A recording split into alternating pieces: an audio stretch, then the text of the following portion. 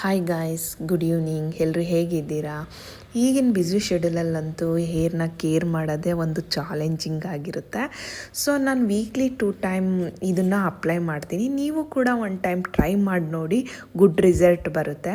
ಒಂದು ಬೌಲಲ್ಲಿ ನೀರನ್ನ ಕಾಯಕ್ಕಿಟ್ಬಿಟ್ಟು ಅದಕ್ಕೆ ಬ್ಲ್ಯಾಕ್ ಸೀಡ್ಸ್ ಅಥವಾ ಅಗಸೆ ಬೀಜ ಅಂತೀವಲ್ಲ, ಅದನ್ನು ನೀರು ಒಳಗಡೆ ಹಾಕಿ ಚೆನ್ನಾಗಿ ಬಾಯ್ಲ್ ಮಾಡಿ. ಯಾವ ರೀತಿ ಬಾಯ್ಲ್ ಅಂದರೆ ಅದು ಜೆಲ್ ಥರ ಬರಬೇಕು ನಿಮಗೆ. ಆ ಥರ ಜೆಲ್ ಬಂದಾಗ ಅದನ್ನು ಫಿಲ್ಟರ್ ಮಾಡ್ಕೊಬೇಕು. ಫಿಲ್ಟರ್ ಮಾಡಿಕೊಂಡು ಸ್ವಲ್ಪ ನಾನು ಕೊಕೊನಟ್ ಆಯಿಲ್ನ ಮಿಕ್ಸ್ ಮಾಡ್ಕೊತೀನಿ.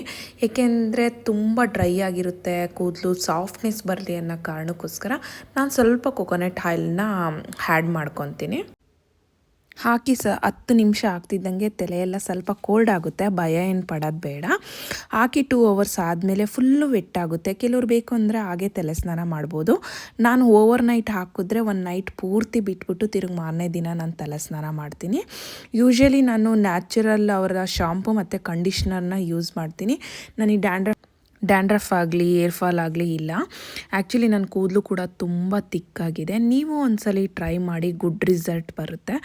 ನಿಮಗೂ ಯಾವ್ದಾರು ಹೋಮ್ ರೆಮಿಡಿ ಗೊತ್ತಿದ್ದರೆ ಶೇರ್ ಮಾಡ್ಕೊಳ್ಳಿ. Thank you all.